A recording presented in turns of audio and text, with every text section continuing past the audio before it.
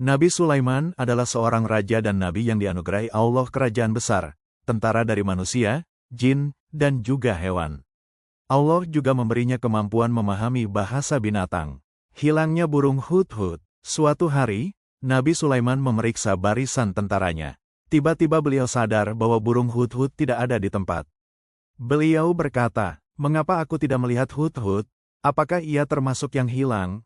Sungguh akan aku hukum dia dengan keras, atau benar-benar akan aku sembelih, kecuali jika ia datang dengan alasan yang jelas." Surat An-Naml ayat 20-21. Tidak lama kemudian, burung hudhud datang terbang dan memberi laporan penting. "Aku mengetahui sesuatu yang engkau belum mengetahuinya. Aku datang kepadamu dari negeri Saba, dengan membawa kabar yang meyakinkan. Aku mendapati seorang wanita memimpin mereka, ia diberi segala sesuatu dan memiliki singgasana yang besar. Tetapi aku mendapati dia dan kaumnya menyembah matahari, bukan Allah." Surat An-Naml ayat 22-24. Wanita itu adalah Ratu Bilqis, penguasa negeri Saba, di Yaman. Nabi Sulaiman tidak terburu-buru. Beliau menulis sebuah surat, lalu memberikannya kepada Hudhud untuk disampaikan kepada Ratu Bilqis. Isi surat itu, dengan menyebut nama Allah yang Maha Pengasih lagi Maha Penyayang. "Janganlah kamu berlaku sombong terhadapku, dan datanglah kepadaku dengan berserah diri." Surat An-Naml ayat 30-31. Hudhud pun terbang membawa surat itu dan menjatuhkannya di hadapan sang ratu.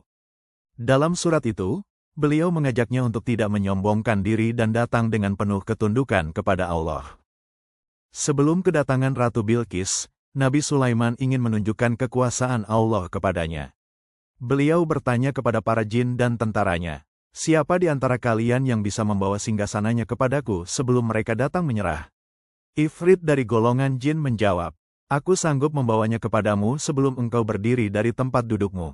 Namun seorang hamba Allah yang diberi ilmu, sebagian mufasir mengatakan Nabi Sulaiman memiliki seorang ulama dari Bani Israel, berkata, "Aku akan membawanya kepadamu sebelum matamu berkedip."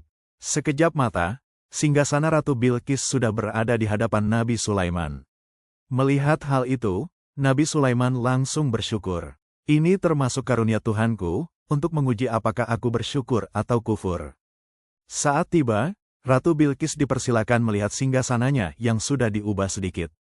Nabi Sulaiman bertanya, "Apakah seperti inikah singgasanamu?" Ratu Bilqis menjawab, "Iya." Terkejut dengan perubahannya. Ia terkejut, tapi masih menyimpan keraguannya.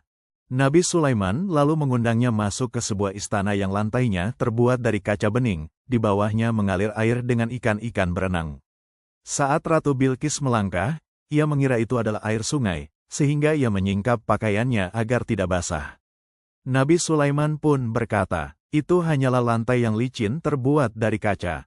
Ratu Bilqis terpesona. Ia menyadari betapa besar kekuasaan Allah yang dianugerahkan kepada Nabi Sulaiman.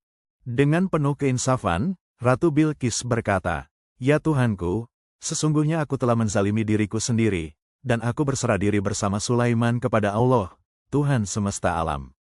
Surat An-Naml ayat 44. Sejak saat itu, ia meninggalkan penyembahan matahari dan mengikuti ajaran Tauhid. Jangan lupa like dan subscribe biar tidak ketinggalan cerita seru lainnya.